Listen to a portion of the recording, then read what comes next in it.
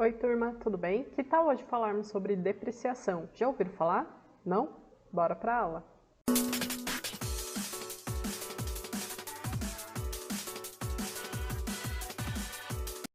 Então vamos lá, turma. Antes da gente falar sobre depreciação, é importante a gente falar então sobre ativo não circulante, ou alguns também podem conhecer ele como ativo permanente, tá? Já foi muito conhecido dessa forma, mas desde 2008, a partir de uma medida provisória, o termo, né, foi alterado e passou a ser conhecido como ativo não circulante. Então, o que é o ativo não circulante? Então, como eu coloquei aqui para vocês no slide, então ele vai corresponder a todos os ativos de uma empresa. A gente já viu nas aulas anteriores o que representa o lado dos ativos, ou seja, bens e direitos de uma organização, tá? Que possuem baixa liquidez. O que isso quer dizer? Eles não serão transformados em dinheiro rapidamente, tá? São itens duradouros e que não serão vendidos a curto prazo. Então, a gente pode entender como investimentos, tá? A gente tem quatro tipos de ativos não circulantes. Então, a gente vai entender os investimentos, tá? Os realizáveis a longo prazo, os intangíveis, tá? E os imobilizados. Então, eu vou falar um pouco mais deles aqui para vocês. Então, o que seriam esses investimentos? Muitos já ouviram falar, né, nesse termo de investimentos. Então, eles são destinados à manutenção das atividades regulares da companhia. Eles são de rendimentos futuros, ok? Então, a gente pode entender como ações, participações societárias, tá? Participações em outras propriedades, ouro, obra de arte. Por quê? Tá? Com o passar do tempo, tanto o ouro como principalmente obra de arte, vão ganhando mais o valor deles, tá? Vão agregando mais ao seu valor. Então, são investimentos, né? Não é algo que você vai transformar em dinheiro agora, tá? Então, os investimentos, eles correspondem, então, aos ativos não circulantes, tá? Pertence à empresa, ou seja, é um bem dessa organização, mas ele não é convertido em dinheiro a curto prazo, ok? Nós vamos ter os ativos realizáveis a longo prazo também. Eles são bens e direitos que só podem ser realizados a partir do próximo ano, tá? Contas ou direitos com prazo de vencimento indeterminado ou incerto. Então, a gente pode pensar como depósitos e aplicações de renda fixa, tá? Contas de longo prazo com recebimento acima de 12 meses. Então, por exemplo, sim, quando você investe, por exemplo, em renda fixa pública, né? Eu coloquei aqui no exemplo, Tesouro Selic, Tesouro IPCA+, com juros semestrais, enfim, renda fixa privada também, com a CDB, com a LCI, LCA, enfim, né? Tudo isso é algo que você terá um rendimento fixo, mas ele não é algo momentâneo, não é algo que você vai investir hoje e no mês que vem você já terá um rendimento desse valor. Muito pelo contrário, você só terá isso a partir de anos futuros, ok?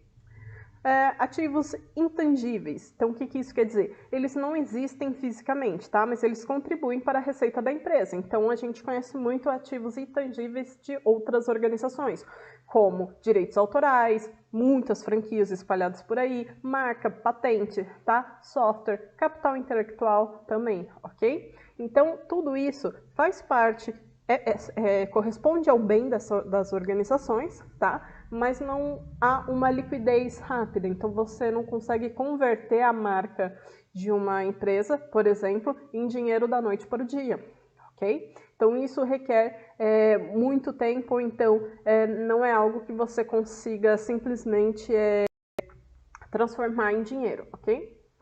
Os ativos imobilizados, e aqui é importante a gente ver com atenção, ok? Eles são bem relacionados diretamente com o funcionamento da atividade da empresa, ou seja, eles fazem parte da infraestrutura necessária para a operação da organização. Então, nós vamos ter em ativos imobilizados os imóveis, tá? Como prédios, terrenos, as edificações, vamos ter máquinas, equipamentos e ferramentas, tá? Vamos ter móveis e utensílios, veículos, recursos naturais exploráveis. E aí, é o que está a nossa aula de hoje sobre depreciação, ok? Esses ativos imobilizados, eles sofrem depreciação. Aí vocês devem estar se perguntando, ok, professora, você falou sobre ativo não circulante, mas o que é, então, o ativo depreciação, ok?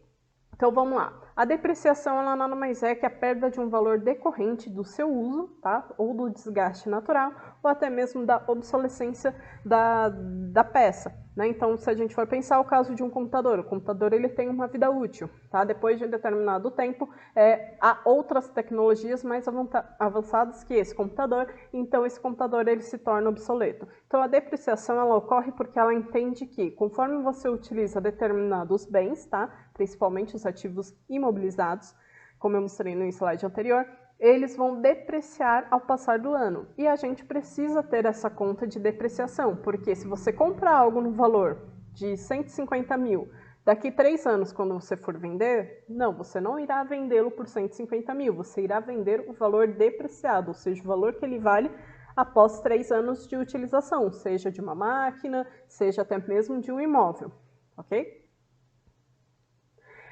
Então, como que funciona a contabilização, né, da depreciação? Então, quando o bem ele vai ser empregado diretamente na produção, a sua taxa de depreciação ela será contabilizada como custo.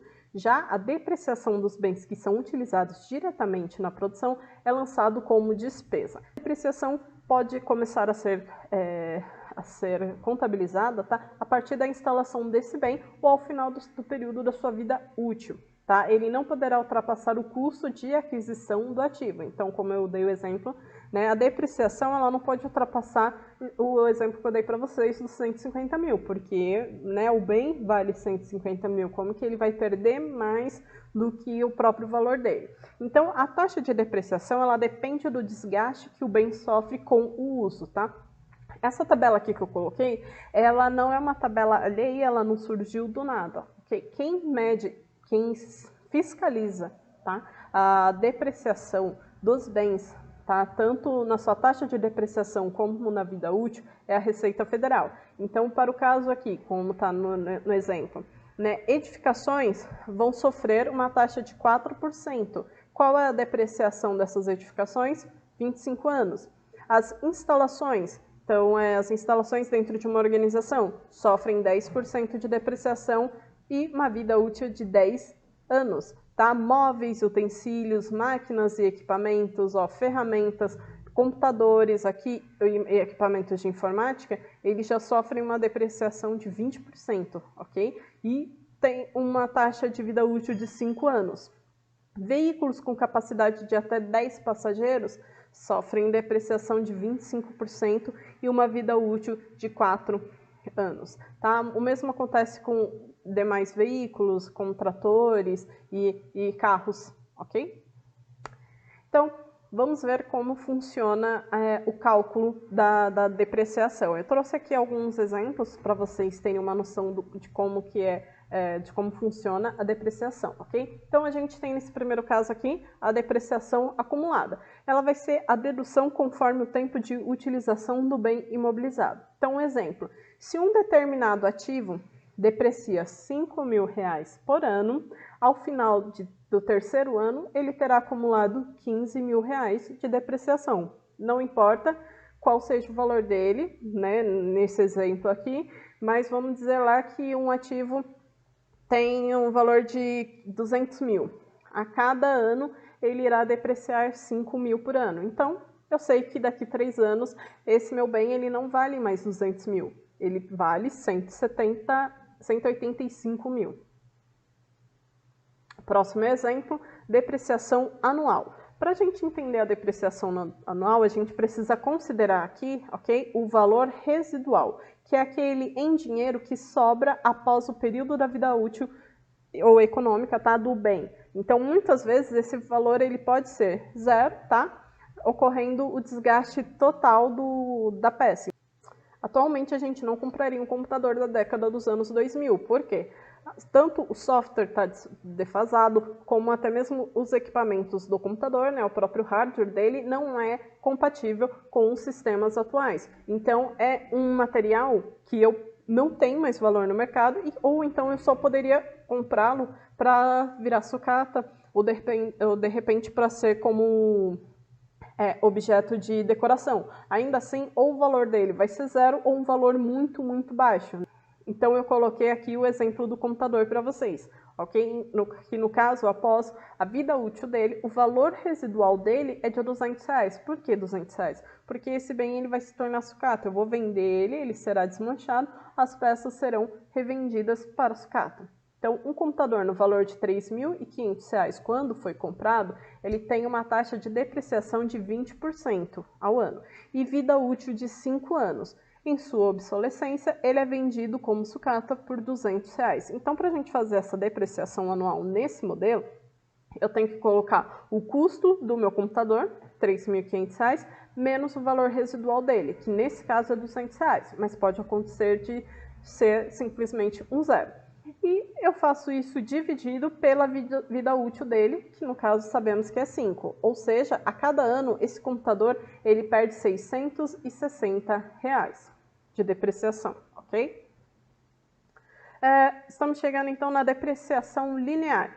É um jeito bem simples, tá, de calcular a depreciação de um ativo não circulante. Então, de novo, um exemplo de um veículo. Um veículo no valor de 30 mil, ele tem uma taxa de depreciação, tá, como a gente viu na tabela, de 20% e uma vida útil de 5 anos. O veículo ele terá, portanto, uma depreciação de 20% ao ano, o equivalente a 6 mil. Então, a gente pode pensar o seguinte, após, tá, os 5 anos, se você fizer 5 anos vezes 6 mil, vai dar o valor do carro. E aí, o que acontece? Acontece que ao longo dos anos, então, esse valor do carro ele será corrigido, de forma que, ao passar desse tempo de 5 anos, tá, o que muito acontece no carro tem o IPVA, né, que é Imposto sobre a Propriedade dos Veículos Automotores. Então, ao longo dos anos, quando ele atingir esse valor próprio do carro dele, ele já não tem mais que pagar esse imposto do IPVA. Por quê? Porque o valor do bem é menor do que o valor de quando ele foi adquirido. E por conta disso, as taxas dele para IPVA ou serão nulas ou então muito menores. Então, qual o impacto dessa contabilização na folha da empresa, tá? Da questão financeira dessa organização? Então, a contabilização da depreciação do ativo da empresa, ela é importante não apenas para aumentar o controle sobre as finanças e os riscos, mas principalmente por ter impacto direto no cálculo dos impostos. Como eu falei, né, o caso do IPVA para veículos. Isso porque, ao ser registrado como um custo, seja da produção, a depreciação ela será descontada do lucro da empresa, ok? Do lucro líquido da empresa. Além do impacto no lucro, o registro também da depreciação corrige o valor do bem ao longo dos anos, o que também pode ter reflexos nos impostos devidos, tá? Então, só para a gente finalizar a aula de hoje, para fins tributários, a depreciação ela deve ser registrada no balanço da empresa de acordo com as regras e os limites estabelecidos pela legislação fiscal, ok? Então, prestando muita atenção na Receita Federal. Afinal, é ela que determina qual a vida útil estimada de um bem e, com base nela, sua taxa anual de depreciação, ok? A depreciação, então, ela pode começar a ser contada a partir da instalação do bem e ao final do período de vida útil. Ela não poderá ultrapassar o custo de aquisição do ativo. E com isso, então, eu finalizo a nossa aula de hoje. Eu espero que vocês estejam bem, tá? Que continuem bem. Muito obrigada pela atenção. Nós nos vemos na semana que vem. Bons estudos!